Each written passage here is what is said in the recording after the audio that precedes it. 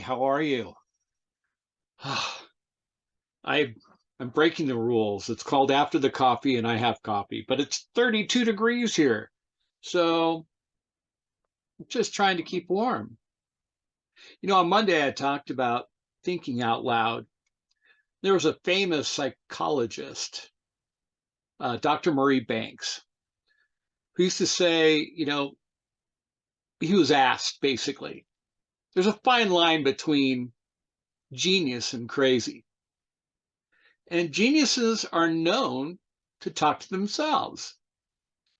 And the question was, Dr. Banks, what makes somebody who talks to themselves sane or not? And he said simply, look, as long as you know it's you're talking to, you're fine. Which kind of makes sense. This idea of thinking out loud with your people is really important. You see, it creates stimulus in the neural pathways of your people when you begin to model certain behaviors. And remember, as leaders, we're always under the microscopes. We have to be on our best behavior all the time. But as we model the thought process, we're establishing new neural pathways.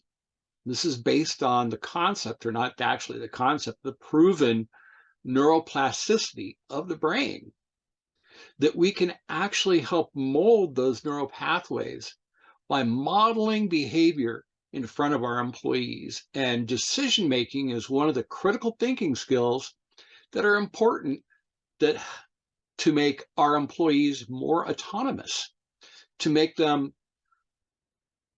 more empowered, because they can take a logical thought process that's been modeled to them by their leader and cruise all the decisions that they need to make, put it through this formula, if you will, and come up with better decisions.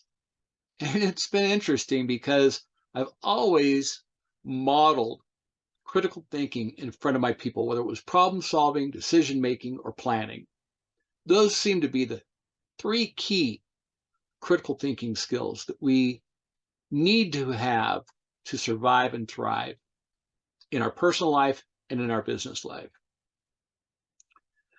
But what I found interesting was that I'd come up with, hey, you guys, we need to decide something. This is a situation. What do you think? And they start feeding back to me the decision-making process that I've modeled to them. And they come up with a better idea than what I had in my mind. Yeah. They came up with better ideas. They were more effective at solving problems, looking at root causes, being able to decipher between a symptom of a problem and the actual problem. And that's really exciting when you're a leader and this takes time. I mean, I think I was probably modeling critical thinking in front of my people for probably 9 months, close to a year, and have them pick up on the process and be able to apply it to their own work environment, their own jobs. I think all employees should have decision-making power over their work, how it gets done, how they want to approach it, as long as it's effective. Now, if it's not, we might give them a little bit of coaching, friendly coaching, be a mentor that makes them feel important. Because let me tell you, the leadership game has changed dramatically since I had leaders. Now we have to be able to shift ourselves as leaders to adapt to the younger workforce that's coming in. It's not going to work any other way. We cannot force them to see the world through our eyes going back, 30 plus years.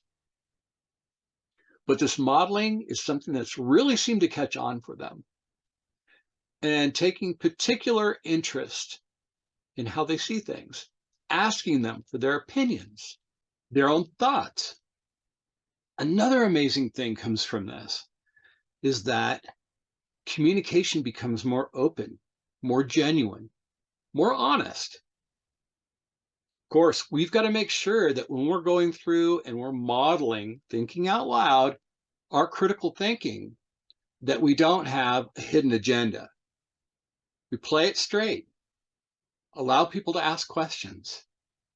When they respond with their own ideas, if you have an issue with it, ask questions. But this creates a more open dialogue between leadership and the team. And that makes for better outcomes all the way around, wouldn't you think?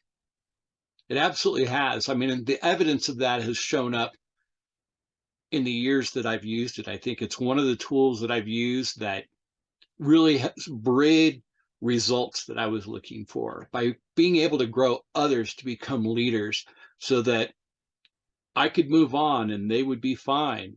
Actually, they'd probably be even better off. I don't know. But they're really now communicating and operating at the highest level. Now, you could ask, why don't we teach this kind of stuff in school? Why don't we teach communication skills? Why don't we teach critical thinking? I don't know, but I think it's a critical skill set for anyone who wants to be effective with their life and successful, however they define success. So that's the after the coffee today, is to really think about what it would be like to model your thought process with other people spontaneously, not planned. You just say, okay, well, let's see, we've got to make this decision. What kind of outcome are we looking for? What are the benefits? What are the problems within that? Kind of do a risk analysis. What could go wrong and how might we handle that? All these things play into each other so that people become stronger in creating good critical thinking. And you as a leader, you're forging those neural pathways and you're creating that neuroplasticity that they need to be able to grow as individuals and as leaders. Both are important. So I want you to keep that in mind. And it doesn't have to be, your team, although if you're a leader, naturally it would be. But try this with a loved one, with people around you.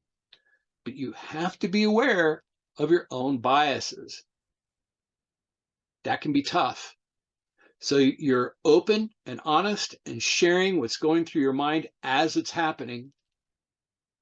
People will see that you do not have a hidden agenda or some kind of maniacal plot, and they'll respect that. And the more you do it, the more it comes back to you, the more they will start doing it. I mean, I've had team members come into my office and say, Dave, we've got this decision that we need to make, and the team is going back and forth. These are our ideas. This is what's going on for us. And they'll fill in the dialogue. And if there's potential issues or dangers where they might be going off track, I might say, are you concerned about this? And then state it. Or have you thought about how you might handle the situation if it arises? Sometimes it's, oh yeah, we had a conversation around that and this is what we were going to do and it was a good strategy. Or they might say, I never really thought about it that way. Let me go back to the team, and off they go. But it's exciting to watch and it benefits everyone, you included. So I want you to think about that this week. We only have a few days left, but write it down and practice it.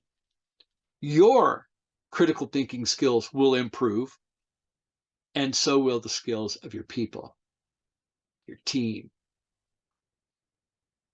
So I know it's after the coffee and I'm breaking the rules, but you know what? It's for a good cause. It's 32 degrees here and we got snow on the ground. crazy. You go and have a great week.